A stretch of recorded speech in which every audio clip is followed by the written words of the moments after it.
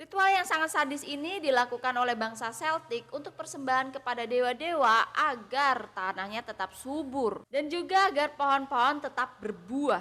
Ritual ini juga dilakukan untuk situasi tertentu seperti meraih kemenangan dalam medan perang. Wow, serem banget, serem banget, serem banget. Oh my god.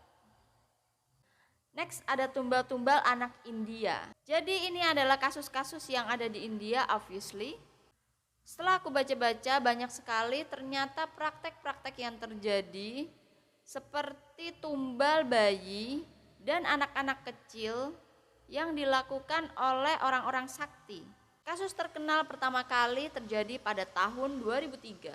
Ada sepasang suami istri yang berasal dari provinsi Uttar Pradesh di India yang bernama Madan dan Murti Simaru. Pasangan ini sudah bertahun-tahun menikah tapi belum juga dikaruniai seorang anak.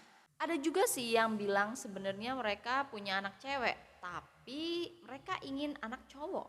Mereka stres dan hampir putus asa karena mereka telah mencoba berbagai cara agar mereka memiliki seorang anak.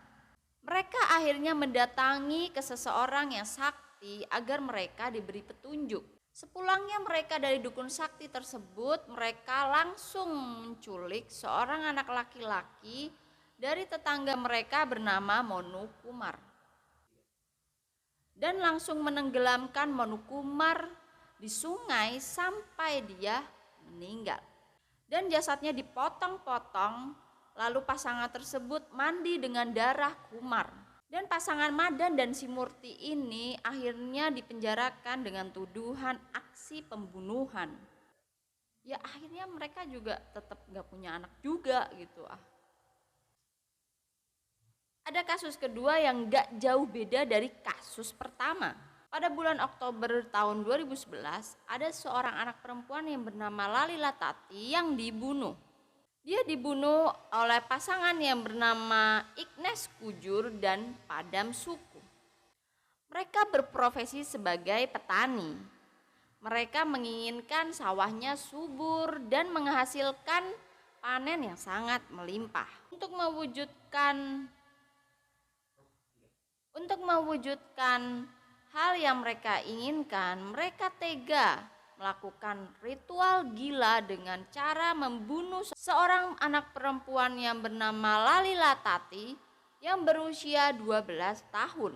Diambil hatinya, literally diambil hatinya dari tubuhnya, lalu dipersembahkan sebagai tumbal. Selanjutnya ada kasus pada tahun 2014 yang melibatkan seorang dukun yang bernama Laksmi Kanta Sarkar. Dukun ini melakukan praktek ilmu hitam. Ia menculik bayi-bayi untuk dipenggal dan diminum darahnya. Gak hanya itu, dukun itu menggantung kepala-kepala bayi di pohon di dekat sebuah kuil. Kuil tersebut terletak di desa Kalakuri, kota Bengal. Warga berbondong-bondong mendatangi rumah Laksmi untuk menghajarnya. Lalu para polisi pun datang untuk menangkap si dukun sadis ini. Memang di negara India ini sering terjadi peristiwa-peristiwa seperti ini dikarenakan kurangnya pendidikan. Di sini sepertinya sih juga seperti itu. Ya kalau di sini sih pesugihan, kalau di sana tumbal. Beredar banyak mengenai tumbal juga di Indonesia, tapi belum diketahui kepastiannya. Oke guys, yang terakhir di sini ada kasus persembahan para albino.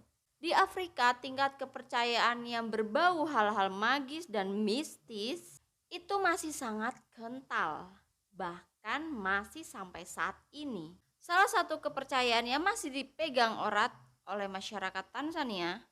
Jadi, setiap anak-anak albino yang lahir dipercaya membawa keberuntungan di setiap bagian tubuhnya. Jadi, bagus dong. Kalau anak-anak albino yang lahir di Tanzania akan dituhankan, dicintai dan dijaga lebih dari anak lain-lainnya. Nope. Masyarakat Tanzania malah berpikir sebaliknya. Mereka percaya bahwa seorang anak albino memiliki bagian tubuhnya sendiri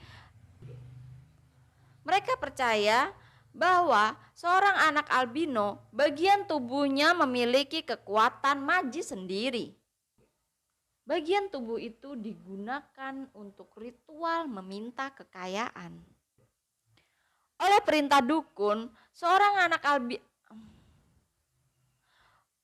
Oleh perintah dukun, anak-anak albino akan diburu oleh masyarakat Tanzania.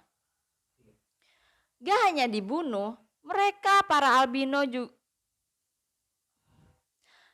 dibunuh, mereka para anak albino juga dianiaya dan diambil bagian tubuhnya untuk melakukan ritual pesugihan. Parahnya lagi, apabila anak albino disiksa saat diambil bagian tubuhnya, maka apabila anak albino berteriak keras saat dia dianiaya dan diambil bagian tubuhnya, maka kekuatan magisnya akan semakin besar. Kekuatannya makin besar, kalau teriakannya makin keras, maka kekuatannya makin powerful. Kan tadi. Selain untuk ritual kekayaan, para albino ini digunakan untuk pengobatan, juga untuk penangkal kesialan dan ilmu hitam untuk menghilang.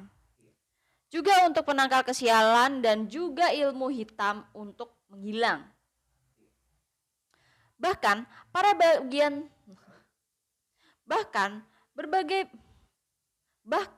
bagian tubuh para albino ini diperjualbelikan di black market dengan harga yang sangat fantastis. Harga 75.000 US dollar atau setara 1 miliar rupiah per bagian tubuhnya. Please, ini jangan dijadikan inspirasi buat kalian menjual tubuh kalian ke masyarakat Tanzania. Serem banget ya. Sebenarnya banyak sekali dokumenter para albino Sebenarnya banyak sekali dokumenter tentang para albino ini di channel YouTube. Sayang dari tadi belum. Kalau kalian berani ya ditonton. Sedih sekali sebenarnya. Sedih sekali sebenarnya para albino ini diwawancarai dengan tubuhnya yang bagiannya banyak menghilang. So aku pengen banget